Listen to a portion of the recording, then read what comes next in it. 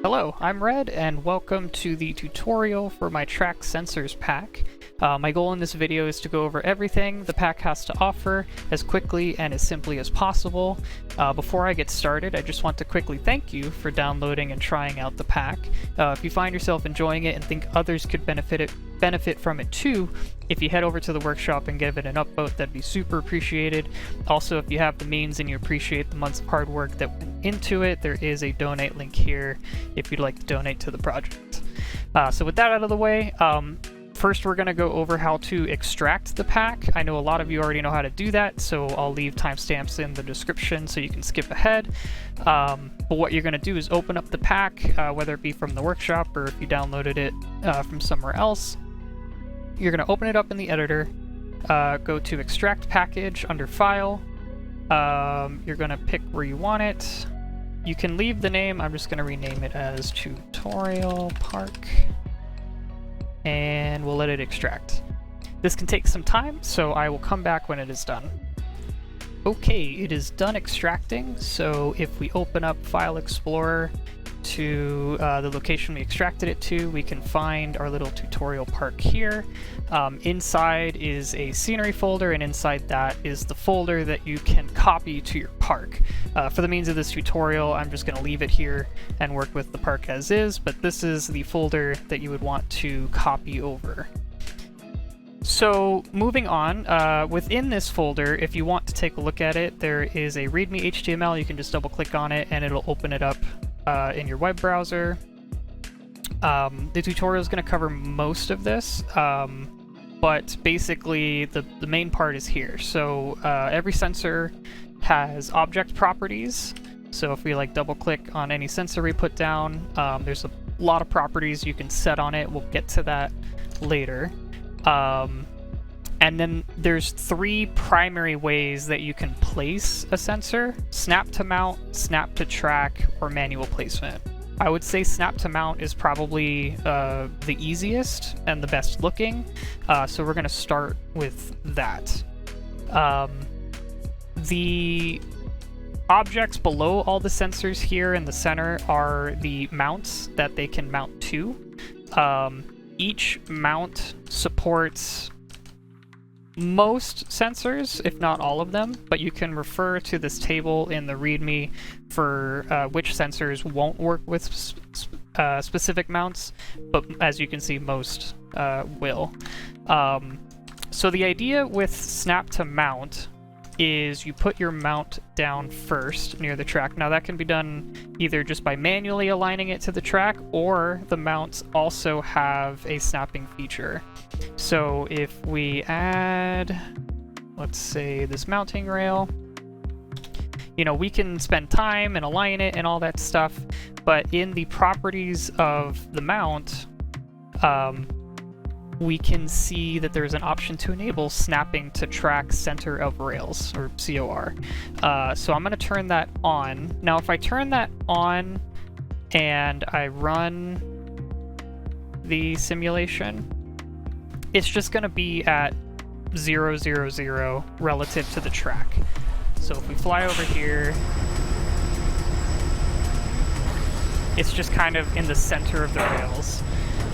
So if we go back to the editor, we can open up this and we can adjust these translation values. So these values will shift it relative to the track, and through trial and error, you can basically get it perfect. Now that's kind of tedious, but you only really have to do it once. Once you have the numbers, you can write them down and use it for the rest of this coaster style. So for example, I already have one over here with the numbers found out. So X is -40, so if I just take this and change this to -40 on this one, and we run it again,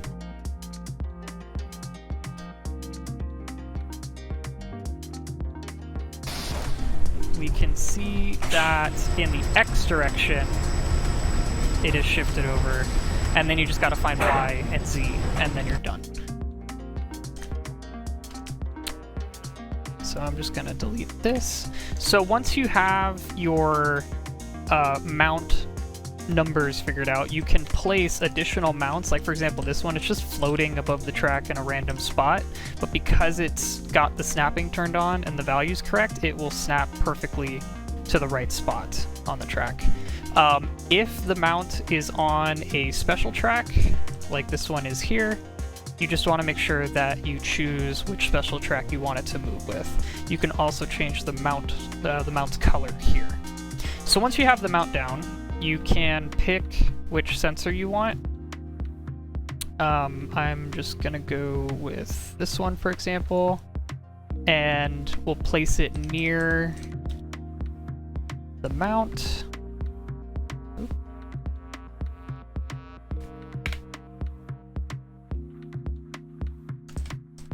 Actually, I'm gonna push it over here. Now, it just needs to be close to it, but it doesn't need to be perfectly aligned or anything like that.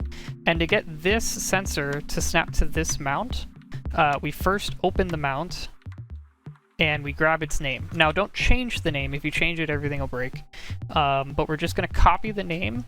We're going to go over here, and then for name of mount to snap to, we're going to paste in the name.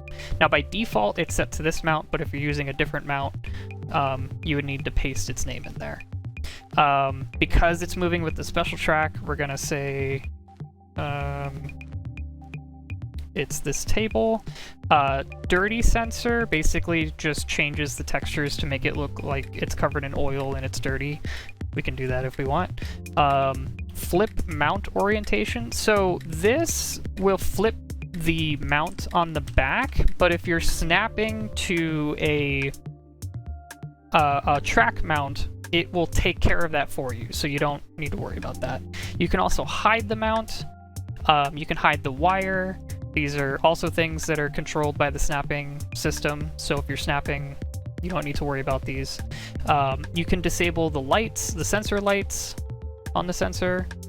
And then the rest of the settings are for the other modes that we'll get to in a bit. So basically that's all we need to do is just make sure the name's set right. Oh, also you can change the sensor color, the power light color, the output light color, all that fun stuff. So if we run this, it should automatically snap to that mount. Let's go over here. Yep, there it is. And it's the dirty one. And again, if you're snapping it to a track mount, it will automatically align it with the track mount, so it's all pretty. So that is, pause that. That is snap to mount. Snap to track is another option. So let's say instead we didn't want to get rid of that. Let's say, where's an example? Okay, so I couldn't find an example in this park of a snap to track, but basically you would enable snapping within the sensor, and you would do the same thing that you did with the track mount, but with the sensor. So you would set its X, Y, and Z translation. Once you find it, you can use it for the rest of the track. You only need to find it once. But with the sensors, you also have the option to change the rotation in the X, Y, and Z directions. So you can set those there. And then the last would be manual placement, where you just uncheck snapping. You also need to make sure that the name of the mount to snap to is empty so that it doesn't try to find a mount to snap to. And you can just manually position it like I did here. Obviously that's the most tedious approach because you'd have to manually adjust and rotate all of your sensors, but that is an option if you choose to do so. And that's kind of where these other settings come in if you want to flip the mount. Actually, we can show an example of that. So if we say flip orientation,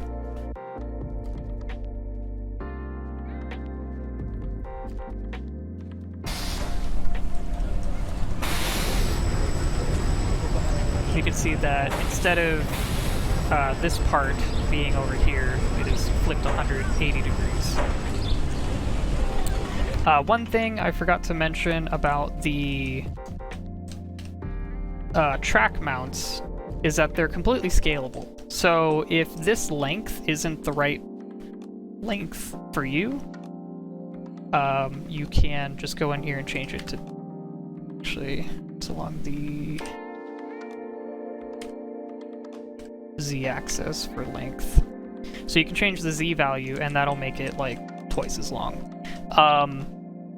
Once they get to a certain length, the snapping system starts to break down a little bit because it's going off of the center of the object, not like the tips.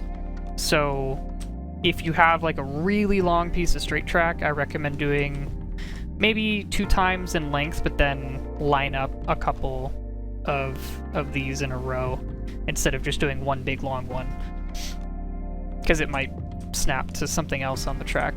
If it works, then, you know, feel free to do it, but that's sometimes an issue. Also,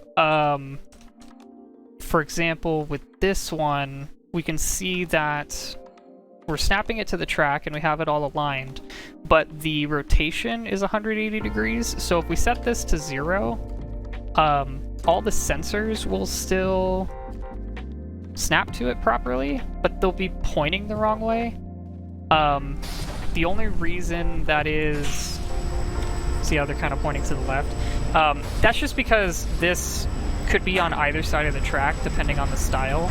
So just depending on your style and where you put it, you might need to rotate the mount 180 degrees, just as a heads up. So that should be pretty much everything you need to know to get up and running and placing sensors. Again, the snap to mount is probably going to be the easiest way to put mounts and sensors down quickly. There is one advanced thing that I'm going to cover next, and it's the last thing. If you don't really like these mounts, or you think you can do better, or you want to have a custom one, you can very easily add your own mount to mount your sensors to. Basically, you just want to open up the pack, make a copy of one of the sensor mounts, probably this one, just to make things easy. You'll make a copy of it, change its name to whatever you want, and then I'm just going to use that L1 as an example. It'll already have the script. If you make a copy, it'll already have the script and the parameters all in there for you. The only thing you would need to change in here is the 3D model itself. You're going to want to model the mount to run along the Z-axis. If you do it along any other axis, it won't align properly. The last thing that you'll need to do is go into the mounting config folder. And these are all the different types of sensors currently in the pack. You'll have to go into each of these and basically copy the last line, add the name of your... Oh, I guess one more thing. You'll have to change... Under Advanced, for your new mount, you'll have to change the default instance name to whatever you want, like the name of your mount. You'll put that name here. And then each of these values, as kind of outlined at the top here, are how to translate and rotate each sensor. So this would be for the sensor side, so that it aligns with your mount properly. I think just the center with it. So it's kind of a little bit of trial and error, but if you really wanted to add your own mount, this is how you would do it. And that's pretty much it. Thank you for watching the tutorial. If you have any questions, please leave them in the comments, and I'll try to get to them as soon as I can. And yeah, happy sensing.